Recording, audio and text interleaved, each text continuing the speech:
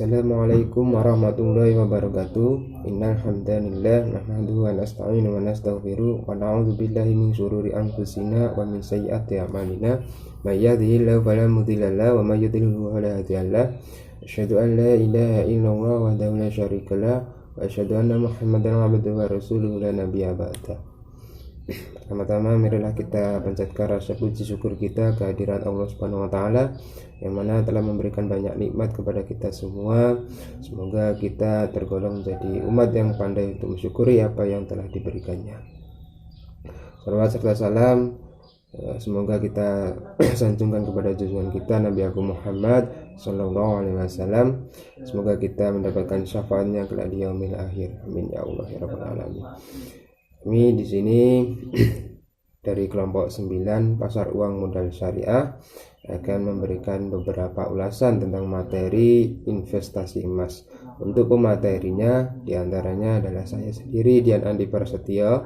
Untuk pemateri kedua yaitu Saudari Alivia Nirmalasari.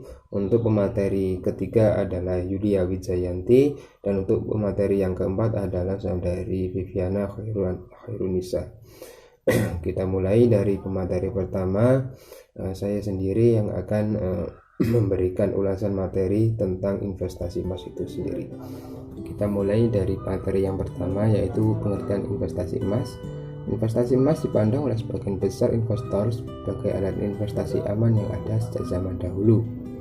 Dalam investasi emas berjangka biasanya memiliki suatu estimasi biaya dan kontrak yang harus disetujui oleh para investor untuk memulai berinvestasi. Tempat atau ruling harga yang sedang terjadi di setiap piala perdagangan berjangka berkiblat pada negara London. Itulah sebabnya mengapa istilah yang digunakan dalam emas berjangka adalah logo London Gold. Dengan demikian pengertian investasi emas adalah pembelian emas yang bukan ditunjukkan untuk tujuan konsumsi, tapi digunakan untuk menghasilkan keuntungan di masa yang akan datang. Investasi emas merupakan investasi yang relatif mudah dilakukan dan sangat menjanjikan, karena investasi emas merupakan investasi yang bebas pajak, mudah dicairkan dan dapat diperlukan, tidak terpengaruh oleh situasi finansial dan krisis ekonomi, bebas dari inflasi, tidak dipengaruhi oleh berbagai keputusan pemerintah, dapat dijadikan dana simpanan, harga jual yang lebih tinggi dari harga beli, dan dapat difungsikan untuk tabungan di masa depan. Selanjutnya yaitu materi tentang motivasi dan alasan berinvestasi emas. Secara global, motivasi seseorang untuk investasi emas didorong oleh dua faktor utama. Yang pertama yaitu inflasi. Jika laju inflasi meningkat, sedangkan suku bunga hampir atau tidak menutupi tingkat inflasi, maka timbul motivasi para investor untuk membeli emas, sehingga mengakibatkan harganya meningkat. Yang kedua yaitu instabilitas nasional dan internasional. Jika ketegangan politik meningkat, memicu investor untuk mengalihkan investasinya pada emas. Selain kedua faktor utama yang memotivasi seseorang untuk berinvestasi emas, terdapat beberapa alasan investor untuk menanamkan modal yang melalui investasi emas sesuai dengan kondisi negara Indonesia saat ini. Yaitu yang pertama, emas sebagai logam mulia. Emas sebagai logam mulia adalah salah satu alasan kuat mengapa berinvestasi di emas adalah paling terbaik, karena emas adalah termasuk logam mulia. Meskipun pasang surut tentang perekonomian nilai emas masih tetap sama, bahkan lebih baik. Dua, yaitu lebih baik daripada investasi lainnya. Saat ini orang sudah mulai berhenti berinvestasi di real estate, saham, dan lain-lain karena resiko yang mengancam bisnis tersebut. Selama krisis ekonomi, pilihan investasi seperti ini gagal untuk memberikan hasil yang diinginkan. Tapi di sisi lain, emas adalah salah satu aset paling stabil. Walaupun ekonomi ambruk atau terdepresi, nilai emas masih terus meningkat. Tiga, yaitu emas komoditas yang langka. Biasanya permintaan emas lebih dari pasokan. Ini selalu mengarah ke kenaikan dalam tingkat emas, dan investor berinvestasi dalam hal ini dapat menghasilkan keuntungan yang tinggi. Yang keempat yaitu bank sentral berinvestasi di emas. Tidak hanya investor atas dan miliarder, hari ini hampir semua bank sentral juga berinvestasi di emas. Bank-bank yang melindungi dari tingkat penurunan dolar dengan berinvestasi di emas. Kebijakan bank telah mengikat kepercayaan investor, sebab manfaat jangka panjang investasi emas terbaik tidak diragukan lagi, disebabkan memang emas adalah solusi yang terbaik dalam berinvestasi. Mungkin itu materi yang dapat saya sampaikan. Untuk selanjutnya silahkan kepada materi kedua untuk menyampaikan materinya. Perkenalkan, nama saya Alipia Nirmalasari, NPM 1804040009.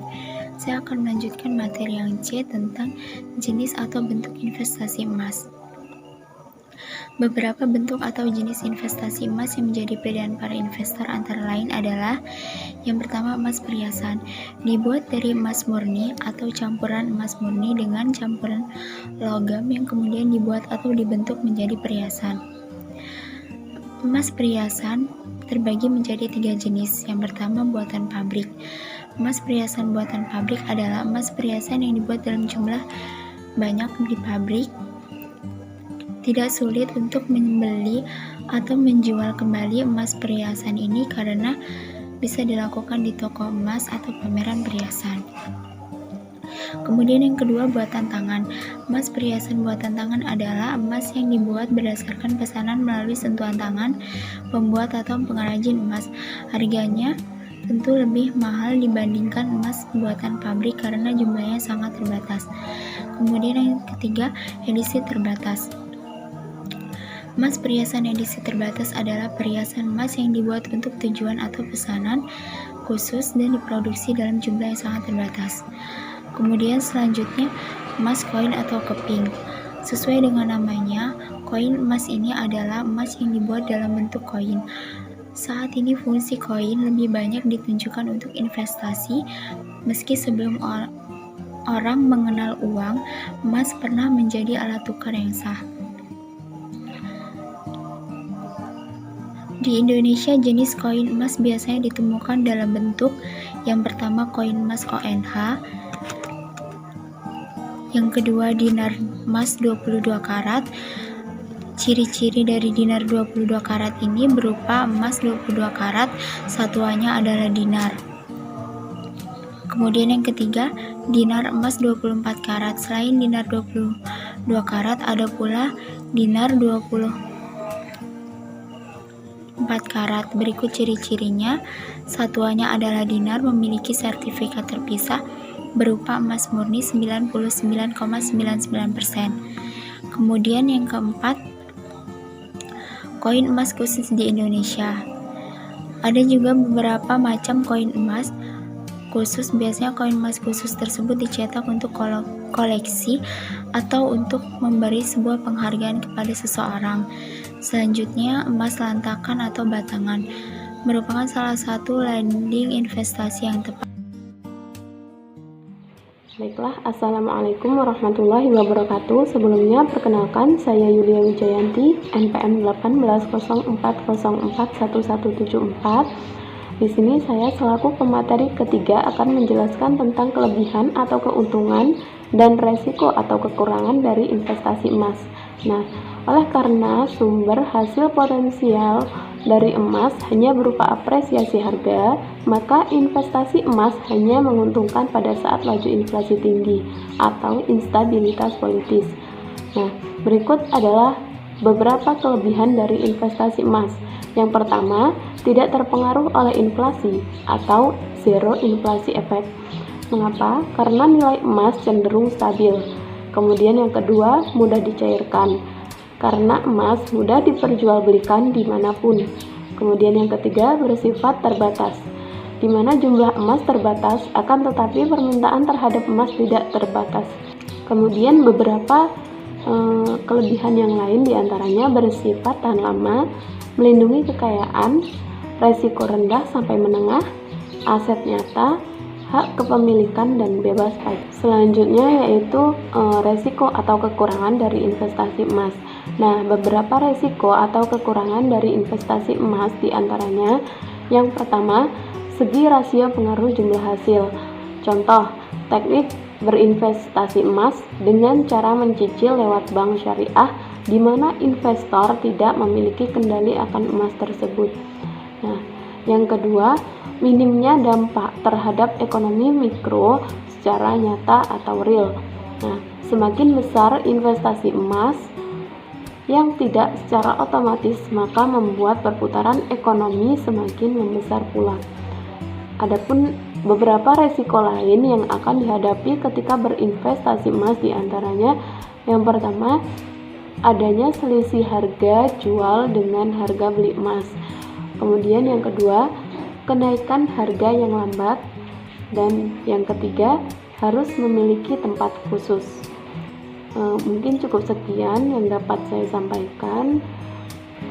Materi yang selanjutnya akan disampaikan oleh Viviana Khairunisa. Kenalkan, nama saya Viviana Khairunisa. Di sini saya akan melanjutkan materi mengenai legalitas investasi emas dalam konsep Islam.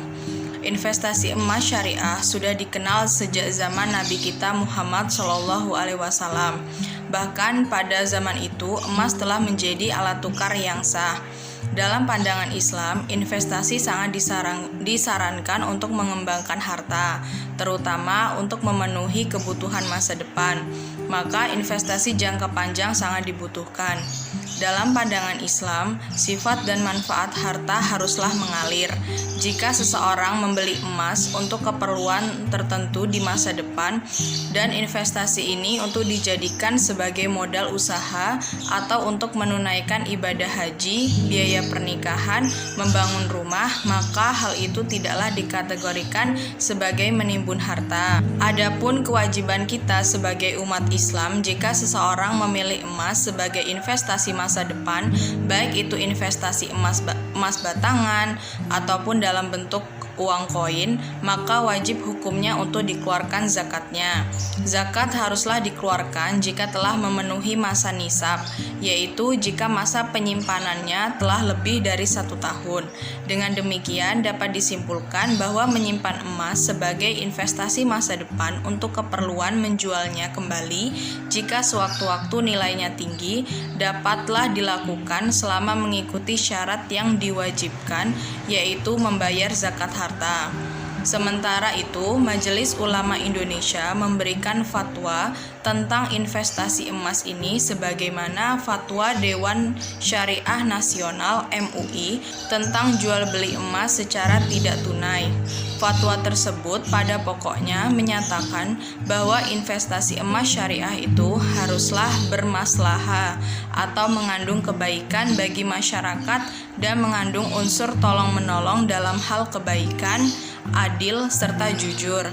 Begitu pula dengan model transaksi yang digunakan haruslah terhindar dari praktek spekulasi. Baiklah, mungkin itu saja yang dapat kami sampaikan selaku kelompok 9. Kami akhiri. Wassalamualaikum warahmatullahi wabarakatuh.